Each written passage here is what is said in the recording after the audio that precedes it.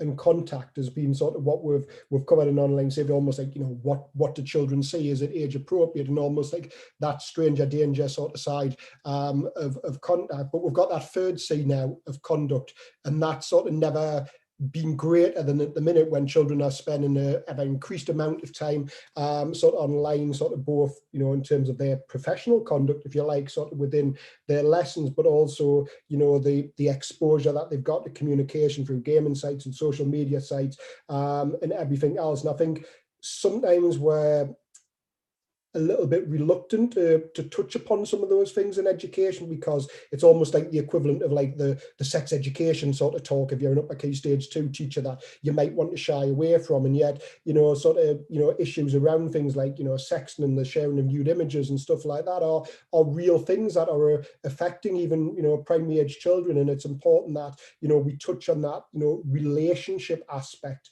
of online safety. And actually, you know, in many ways, the biggest online safety concern, or, you know, most consistent problem at least, is basically, for want of a better term, children being beastly to each other online, you know, that problem. And that we sometimes don't cover enough. You know, we focus too much on, you know, the contact from other people, what they see, and actually, you know, the focus really needs to be put on the individual, and sort of letting children, you know, sort of know their own sort of responsibilities on there. So yes, you know, it's got to be top down, it's got to filter across the curriculum, it's got to, you know, come in all areas. But there's been a hell of a lot of change in so many aspects, not just the way we're teaching and delivering, but other documents and policies and everything else that's come about. That, you know, I just say, you know, be kind to yourself. It's ongoing, it's constantly developing, but don't, you know, if you wrote your policy for October 2020, I think, which when the legal deadline was, I would have expected numerous updates since then, because certainly,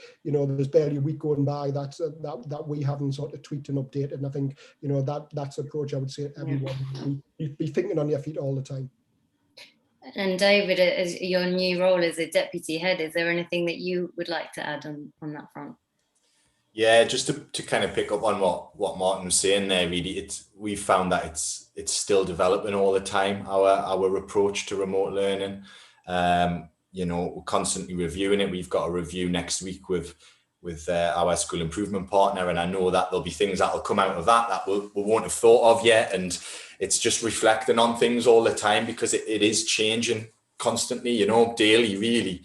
So I think one of the key things for us has been just to try and sort of keep it simple. I think Dawn kind of touched on that earlier, and that, you know, we've got to think about parents as well, that they're having to deal with all of these changes as well as staff and the children. So to try and keep it simple, I think it's been quite important for us to not have too many platforms, to try and sort of streamline things. And I think in the past year, if we look back to kind of last March to now with our remote learning, I think if anything, we've tried to sort of streamline it all a little bit more and just sort of keep it simple, because it can be a bit overwhelming, I think, because of all the changes and all the guidance that comes out, and that's constantly changing and being updated. So I think keeping it simple and communicating it really clearly to governors, to staff, to parents, I think that's kind of really important as we move forward as well.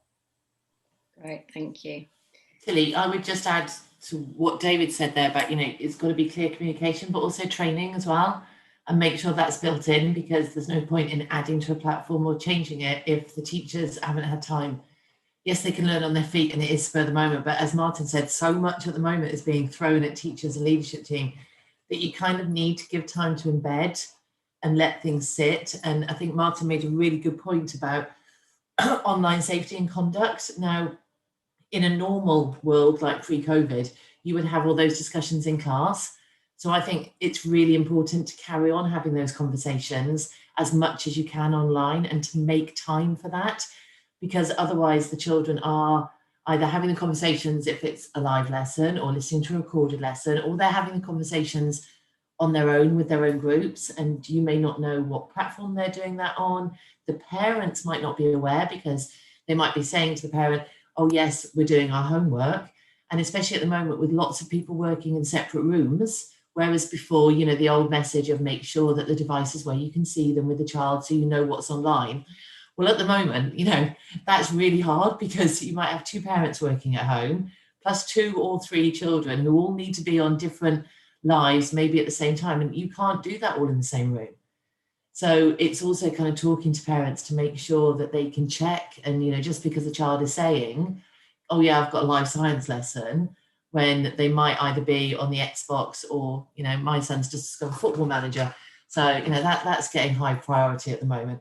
And I think it's being aware of that and not kind of thinking, oh yeah, they're getting on with their schoolwork because they're quiet and they're upstairs and they're online and that's fine. So it's making sure you have those discussions all the time, both with the parents and the children. And yes, Safer Internet Day on Tuesday is a really good time to have this, because it's been, it's that day that brings it to the fore, but it should be throughout the curriculum as well. And I think for parents as well, the theme next week is kind of an internet we can trust, reliability of information, and it's providing parents with those skills as well, because we know how hard it is in the past to get parents to come in. If you're doing an online safety demo for Internet Safety Day, everyone's nodding. It's not the easiest, or the most exciting event, but it's the one that parents need, and parents tend to come to you in the information when things go wrong, and it's trying to get in there before things go wrong. So it's kind of making sure that everybody is aware, and that's your staff, your governors, which David said quite rightly, because they need to be involved, parents and the kids, and making sure that everyone's getting the same information all the time, and it's just clear and consistent. Yeah, I think that's a really good message to send out. And kind of picking up on that, what do you think is the biggest barrier to children applying those critical thinking skills to online content? Because we can teach it in the schools, but how do we know they're doing it and support them? Dawn, do you want to carry on, and then we can hand over to Katie? I think it's giving them time to discuss it. We would be giving them time in school, and it's teaching them, it's showing them information and saying, well, it's unpicking the information, so that if there's an image or if there's a news article, well, let's start to have a look at it. Just because something is reported on social media, very often things get reported on social media first, and sometimes it's not true because it hasn't been fact checked. So how do you fact check?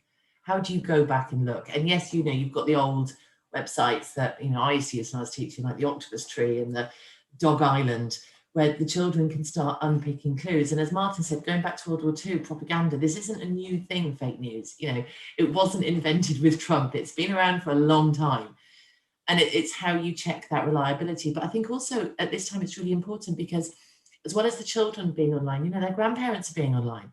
And I'm not saying that all grandparents aren't technical, but this is a great way to kind of share online safety messages across the family and generations, and make sure that, if they're getting that email from BT that's asking them to apply their password, is it a true email? And how do you kind of help support other people with facts, as well as, not being taken in yourself? And that fact that if they're seeing all these people on social media channels that are influencing and telling them to buy X, Y, and Z, well, they're all being paid for that. That's their job.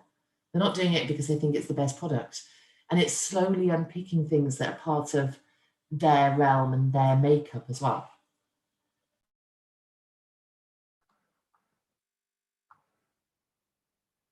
Sorry, I don't know if I was going to hand over. No, sorry, Katie was going to speak. I didn't know if I needed to say. You were ready to go. And just some practical ideas from some of the teachers in Islington. It has become this, online safety is truly the Green Cross code at the moment, and it's around how you keep children and families conscious of those messages, because it's, it quickly becomes a policy that you email to the families at the start of the term, and it's around how you make that interactive part of the school day, part of the motivational routine. Some of the strengths of the remote learning strategies that we've had in our schools have been around, live is not necessarily best. The Education Endowment Foundation have said that.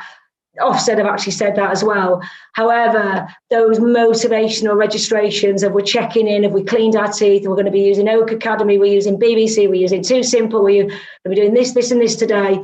And just remember, come on, tell me, Tilly, what did we learn last week about this? So just making it part of the core motivational, having a good day has to be about online safety, and it's embedding it into the teachers' practices is really important.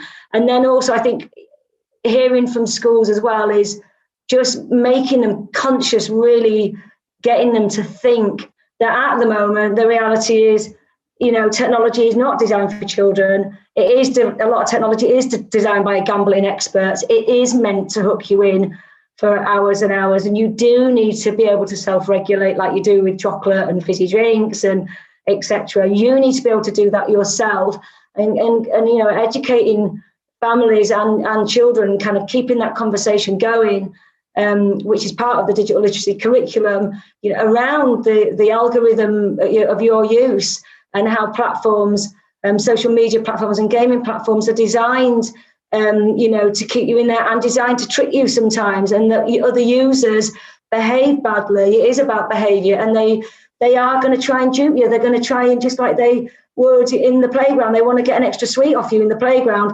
They're going to do that in a gaming platform with you. They want to try and trade with you and maybe get away with keeping it without trading fairly.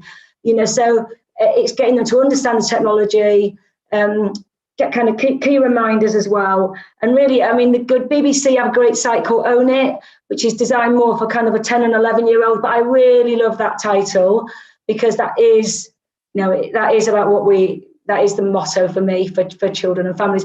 Definitely getting more people in, families involved. They have to game with the kids. We're doing a lot of work on that at the moment, but it's a challenge, because my child's downstairs on a screen because I'm doing this at the moment. So it's a real challenge for working families, or for families who aren't working, but, in small spaces, etc. We're all trying to get through this.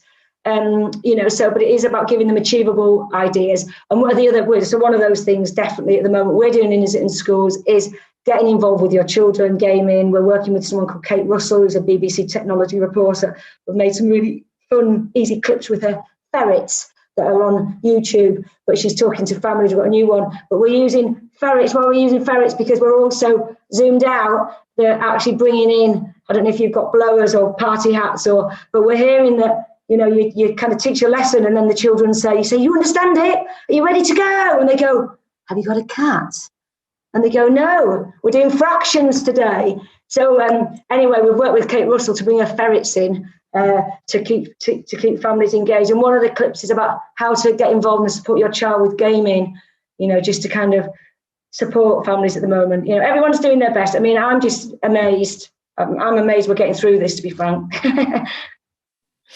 Yeah, thank you, Katie. I love that, the cats and the ferrets. David, was there anything that you wanted to add as a teacher from you? Yeah, I just to follow on from that, I think we've just got a really good opportunity at the minute to highlight critical thinking, to really get online safety not just to the forefront, but actually embed it. One thing that we've done in this last lockdown is just a daily morning video. So every teacher posts a little video on Class Dojo for their children and parents of our classes to see. And it's a really good opportunity, not just to kind of, like Katie was saying, do your sort of register and how's everyone doing, and to check in that way, which is really nice and really important, but actually just to get those online safety messages in there. And just to talk every day, just remember your online behavior today when we're doing this, or when we've got our Zoom later.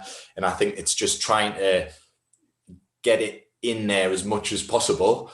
And that's how we'll get it embedded, isn't it? It's doing it every day, and not just kind of, it's online safety week next week, so let's think about online safety. I think we've got a really good opportunity now that we're online so much now with remote learning to just get it embedded in, as it should be, So I think we've got to really make sure we don't sort of pass up that opportunity that we've got at the minute to do that.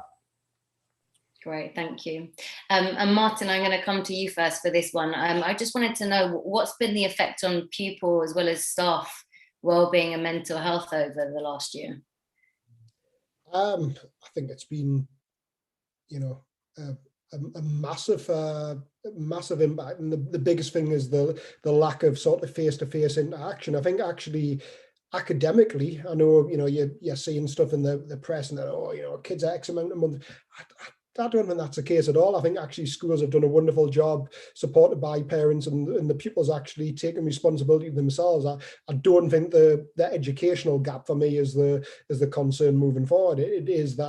It's that lack of social interaction with the peers. It's those opportunities to play for sporting teams and everything that brings. It's, you know, everything that children learn through play and through interaction. That's, you know, for me, the biggest concern, and particularly for our youngest children who, you know, have gone sort of throughout reception in year one, for example, like hardly been at school sort of at times, and those fundamental sort of skills that they'll have, you know, sort of missed out on, and the ability to sort of form relationships and to share and everything else.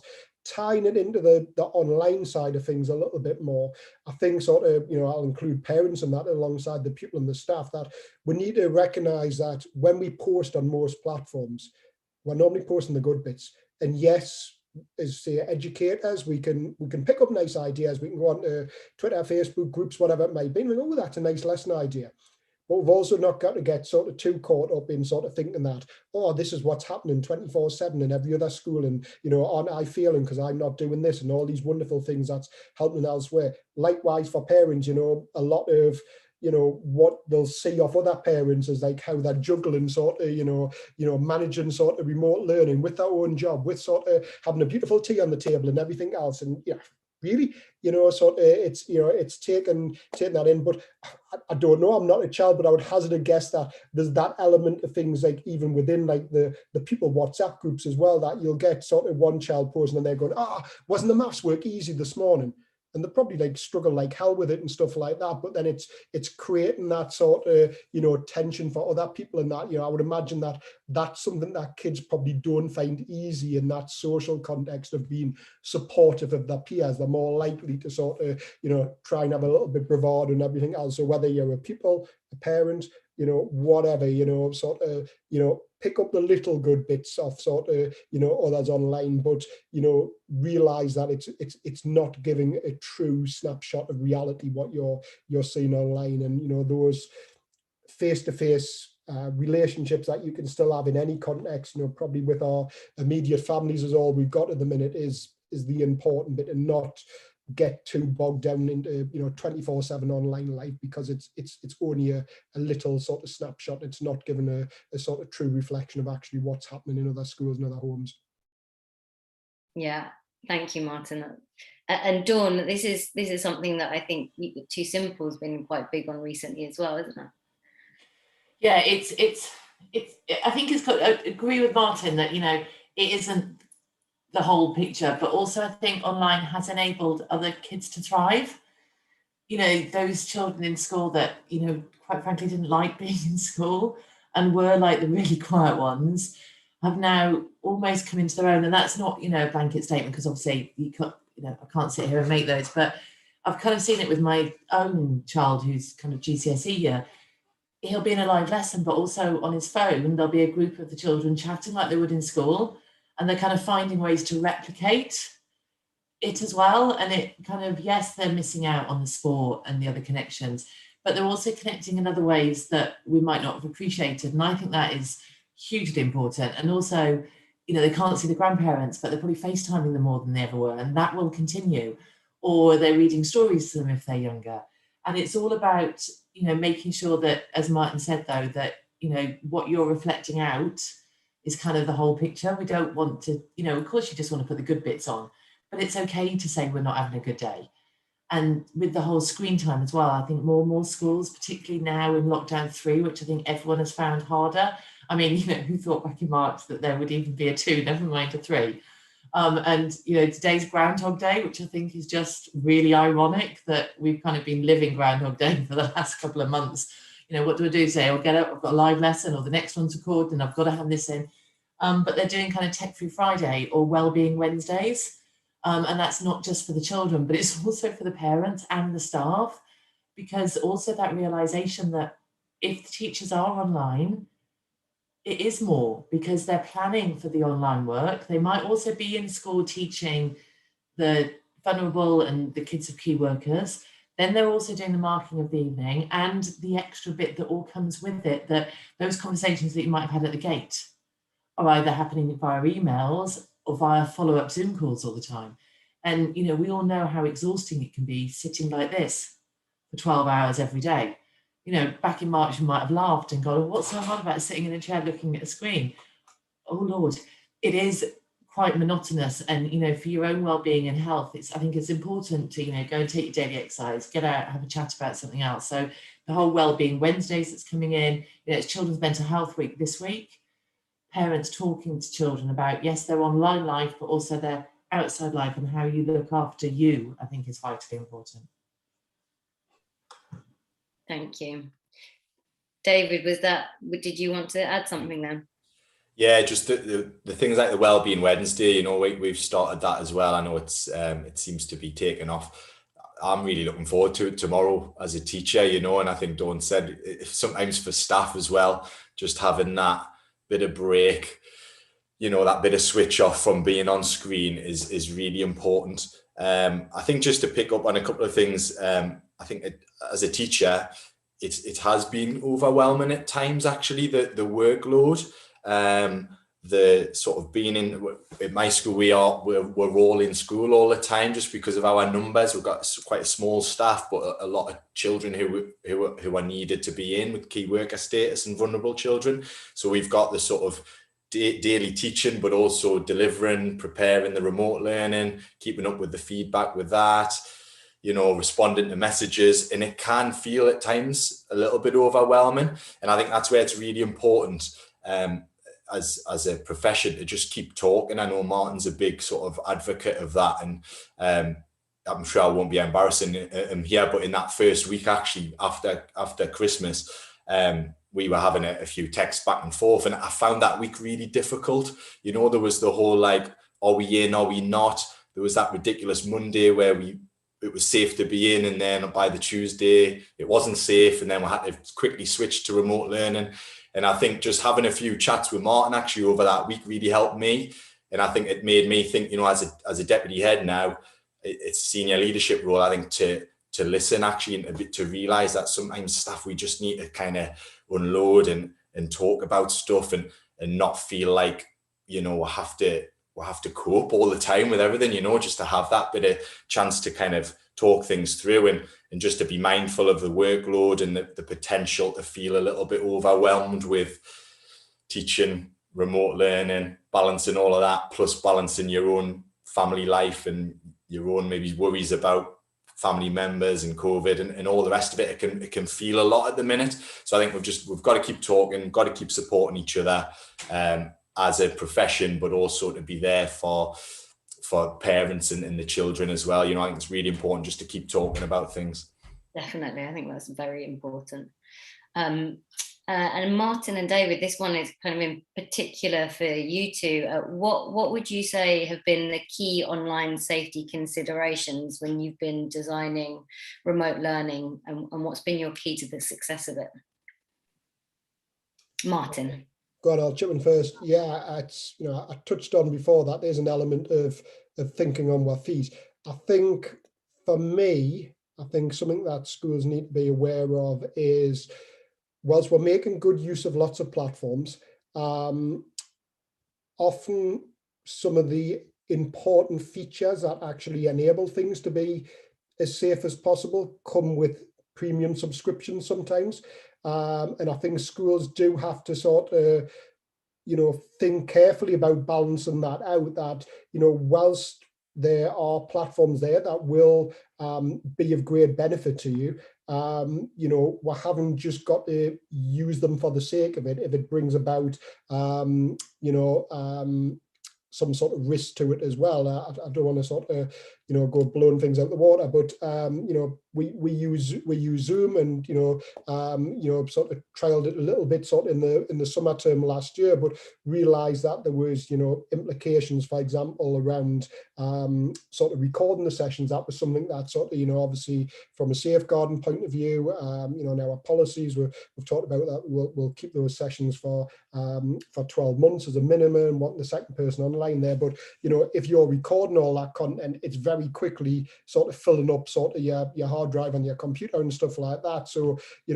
know, to get like the premium service where you're recording it in the cloud, you're talking £1,400 sort of year subscription to. But it was things like that we had to have careful conversations around, thinking, you know, do we want these sort of features there, the features around co-hosts and stuff like that sort of come with these tools. The same goes for sites like Loom that people are making good use of as well, and that. So just, yes, we've got to act quickly, but don't just sort of jump into things, do a little bit of research, speak to other people who are using it, and I say weigh up sort of what's sort of in your best interest. And yes, some of these things might seem a little bit expensive, but actually in the context of what we've probably still got to face over the coming months and maybe years ahead yet, because there's still likely to be some element of children in self-isolation and stuff like that for a long time to come, that actually it might be worth investing in premium versions of sort of software that we want to use. So that certainly would be the key considerations. Maybe I'll let David sort of answer with regards to successes of remote learning, because I know certainly he's had many at his school. Yeah, thanks, Martin. I think first of all, it's like Martin's saying, there's no kind of winning formula really for remote learning, is it? I think it's just whatever works best for your school and your context. And there's lots out there, lots of different platforms, and you've like Martin's saying, we've got to make sure we research them and we look into them. We looked at a few different platforms, but ultimately you've got to go for one that works best for your school community. And I think, like I said before, just keeping it simple as well, not overcomplicating things. Trying to keep it, I think, a limited number of platforms that you're using maybe. So we've sort of mainly gone with sort of our website for children to access the remote learning. And then we use Class Dojo for communication, but also for children to upload their work to a portfolio on there. We can then access that work, ping it back with comments. And we do use Zoom as well, and dip into that for kind of catch-ups and sort of on live lessons, if you like. So we've tried to just kind of streamline it, keep it simple. I think some of the successes really are with the communication. Actually, I mentioned that before. I think that's something that's been a real positive, is that homeschool communications really sort of strengthened throughout the past year. In terms of the sort of online safety aspects of things, making sure, I think Dawn mentioned it before, making sure that we're CPD, that we're up to date, we're training staff, because if we're expecting them to use these platforms straight away, we can't do that. We've got to give them the adequate training first, and just sort of making sure that the whole school community is up to date as much as possible with online safety, and doing that by getting those messages out there by whatever platforms you're using, but just making sure that parents are on board with key messages, that children are on board, staff, governors, and just trying to sort of all work together as one school community, really, with a focused approach to remote learning. Yeah, we've had some of our schools, just kind of building on that, David, those brilliant points about parental engagement. We've had some of our schools working with the PCTA, and the PCTA running the WhatsApp school groups. The teachers are often, exactly as David said, using the Class Dojo. They're using Google Classroom, but then for communication using Dojo or sometimes Seesaw. But then actually using the PCTA to reach out even further, because and keeping those class WhatsApp groups, the etiquette strong. And so we've done some training with the PCTA in schools about knowing how to intervene, how to close down negative comments, and how to, get support to those parents. I just wanted to mention the word fun, because I think particularly since January with the DfE new legal requirement, David has mentioned, kind of referred to the kind of the pressure, and Martin, that teachers have felt. And I think just as leadership teams, we're seeing a lot of our schools, the SLT really getting stuck in leading, very visually leading, running daily assemblies, bringing the school together, making your remote learning, kind of part of your culture. So it is about your school. Online safety underpins that, which is really, really important. But it's also achievable. And I think we saw this out, kind of 3 or 4 hours of delivery, you know, and now, exactly as everyone said, we're backtracking, it's constantly evolving, which is really, really positive. It has been a bit of a perfect storm. I don't know if you've seen the videos that have been kicking around YouTube and Facebook around the parents trying to do, you know, the maths, you know, primary, you know, chunking method, or, you know, division. And it, you know, it has, you know, many parents weren't taught the way we're teaching now. Secondary are more independent, but at primary school, you know, there was a good article from The Guardian just highlighting the stress that families are feeling, because many primary school children are not independent. And so they're having to try and keep their children up to speed with new concepts. So it's about how, you know, choosing the concepts you are going to deliver that are new, brand new, you know, choosing those carefully and getting the support to families where, you know, you think they might not actually understand the concepts because they've not been taught them themselves. And just that word fun, really, letting children choose. Another top tip is about having a menu in the afternoon. So children they feel an ownership. They don't have to hand it in. It doesn't have to be done. That there's a menu every day that they can choose with their family, and they can choose something that's achievable for them, which is, you know, I thought that's really helpful. Yeah, I think that fun, control and ownership is really important for me and definitely for children as well, you know, making it fun. Yeah. Just a reminder to everybody, if you do have any questions, please do put them in the Q&A, because I'm going to ask the guys one final question and then go to the audience questions. Because, you know, I know we've talked about online safety is not just for Safer Internet Day, it is for the longevity and embedded across everything we do. But it is being celebrated next Tuesday. So I wanted to ask all of you if you could recommend one resource to support the theme, which is exploring reliability in the online world, including fake news. What would it be? Dawn, let's go to you first. Well, it wouldn't be right if I didn't actually say a Too Simple resource.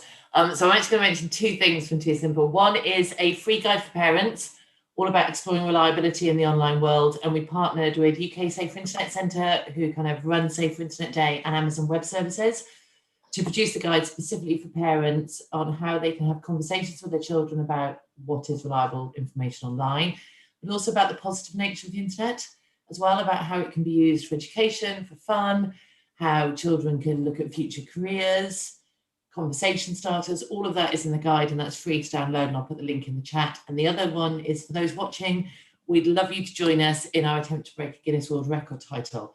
So we've partnered with Safer Internet Centre. So from next Tuesday, starting at 10 o'clock, we're trying to break the Guinness World Record for the most pledges received for an internet safety campaign in 24 hours.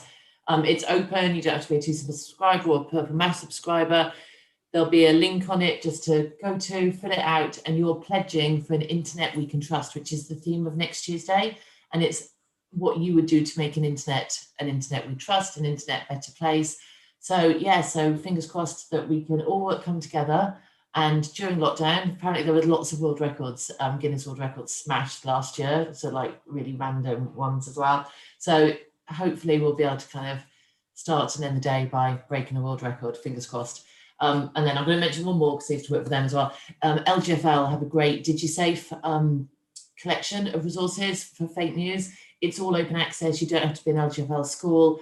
It's a great kind of collection of both policies, agreements, activities, like kind of a one-stop shop. So there we go. I'll put the links in the chat. Thanks. Thank you, Dawn. You broke the choose one, but I'll let it go. And what a lovely competition for everybody to take part in. So please do that. Martin. Yeah, for me, I think you've got to make children aware how easy it is to manipulate sort of particularly images to create that idea of fake news. I think, you know, if children actually see and they create it themselves, then they begin to be, you know, to quote the national curriculum, be discerning and evaluating digital content. They'll stop and question things. So I think sometimes teachers think that's really complicated and difficult to do. It's not. There's a number of tools you can use for like app smashing activities where you're going to cut part of one image and put it on another. So you can use like simply like things like the snipping tool and pick collage, for example, you could use to cut out part of one image and add it onto another. There's a good app called Magic Eraser does that sort of thing as well. And then if those images you've created, another grade 3 app called UNewsEd, you can create your own sort of what look like sort of, you know, in few like BBC News type sort of stories and that. So, you know, I mentioned earlier on about linking that to World War II. I've done like, you know, aliens, there's loads of different things across the curriculum that you can use in that way where, you know, children actually, I think when they see how easy it is to do it, it really makes them then stop and question sort of what they're seeing online. So, you know, give children the opportunity themselves to manipulate and create fake news, and that'll help them to stop and question what they see online.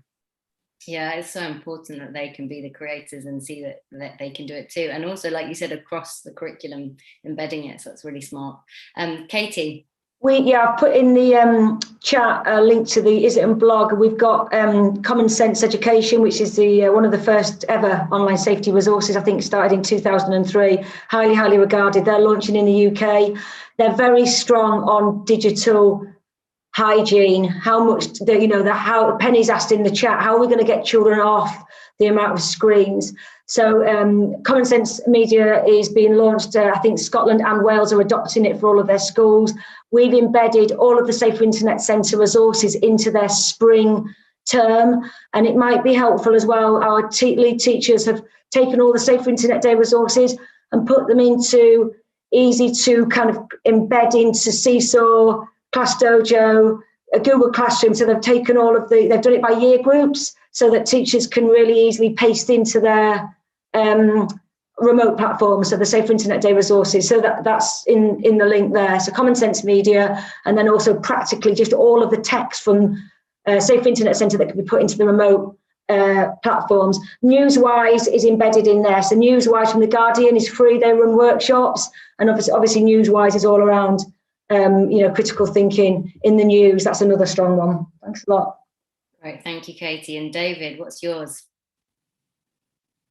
Yeah, I'm gonna pinch you one from Martin here that he showed me a couple of years back when we were working together. Because sometimes I think unplugged activities kind of sometimes be better than the on-screen activities. And there's a really good one to use, particularly with Upper Key Stage 2. I'll be using it next week with my Year 5s. It's called the Tree Octopus. It's brilliant. It's a website. It's so genuine. It's about this tree octopus that lives on the west coast of America, and it's such a genuine looking website with links to sort of real sort of wildlife websites, and there's sightings and video clips that are being doctored. But it's amazing. In a class of maybe 30 year sixes, they all get duped. There's always one at the end who says, "Oh, I knew it was fake," but because of the way the website's designed, it's so easy to be duped by it. And then obviously you can sort of reveal it at the end. They can either, access it online. I'll put the link in the chat, or you could print it out and do it more as a reading comprehension, which is how I've done it before, and just said, I'm just doing some reading comprehension. There you go. And then they'll go through it, they'll read it, they'll answer the questions. And then obviously at the end you say, it's fake, it's not real. But then that can lead to some really good discussions about reliability and how you can check and how sort of easy it is to be duped online.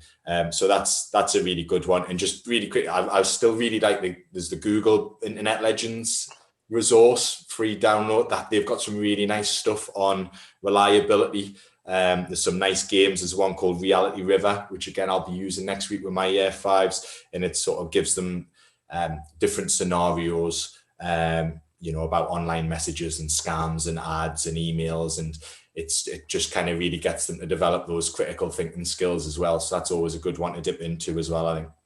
Thank you. And for everybody out there, don't worry, we are going to collate all of these wonderful tips into a doc and email it out to you at the end.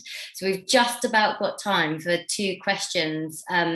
So I'm going to take this one first. It's anonymous. And what's the most impressive, inspiring or creative piece of work you've marked or seen since the lockdown last March?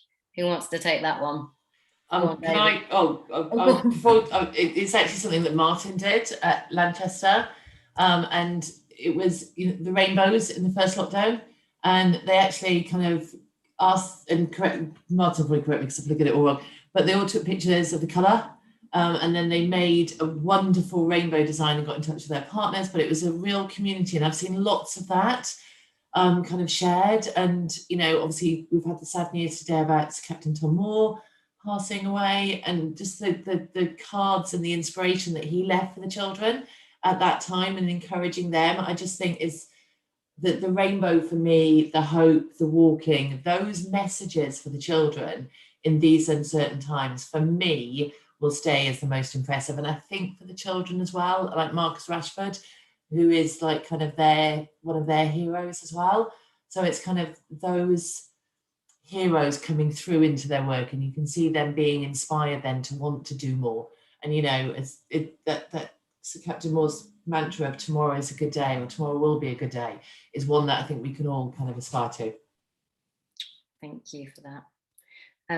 Well, we've got 2 minutes left. Does anyone have one more thing that they wanted to add? Martin and David, you both had your hand up. Go on, David. Yeah, so yeah, just about kind of inspirational things. It's a group of my year 5 boys actually, and just I think, you know, it just shows one of the great things about technology, the creativity that can come about through it, and the collaboration as well. So that one of the tasks I'd asked them to do as part of our topic, we were learning about space, the International Space Station. I sent home a kind of grid, a bit like was mentioned before, actually, with sort of like Katie mentioned it, a kind of grid of suggested activities that you could dip into. And they chose to make a model of the ISS in Minecraft. It was amazing. And the communication as well between them, obviously they'd all done it in their own bedrooms, but online at the same time in their own sort of Minecraft world, in the detail that went into it. And then when they posted it to Dojo, they all sort of narrated over the top of it, and some of the technical vocabulary that was coming through. It was just brilliant to see, and that sort of really inspired me really to think, do you know what, these kids that we're teaching, they're brilliant, and the stuff that they're doing online is fantastic, and we should really be positive about it. I know there's a lot, we've talked about online safety and how important that is. Actually, there's some great stuff happening, and it's actually the kids that are sometimes leading the way with it. And I think we've sometimes got a lot to learn from them as well, actually. I think what was lovely as well, like following on from that, I've seen your children sort of do that work, but you then share that on Twitter. And if I remember rightly, in terms of I talked about pride in children's work, I think Issa, who's in the European Space Agency, they actually commented on the children's work as well. Yeah. So you've got that interaction on all levels, from like the children themselves collaborating on the work to the teacher sharing it sort of to a wider audience through social media, to them actually coming out of this difficult period actually with that positivity of, hang on, like, the European Space Agency's actually commented on my work. It's not all been doom and gloom over the last 10 months. And I think, that's maybe a nice positive point on which to end, like, sort of in the it's brilliant social media and technology. Yeah, it's fantastic. Yeah, thank you. So that's it. We have wrapped up, and from me and all the team and Tegan, who's been working hard on tech, I just want to say a huge thank you to our guests and to everybody who's joined the webinar as well. As I mentioned, we will share the recording and a little handy doc with any key takeaways and links, so you're not going to miss out on anything. But enjoy the rest of your evening, and we hope to see you again soon. Thank you. Take care, everyone. Bye now. Everyone, thanks a lot.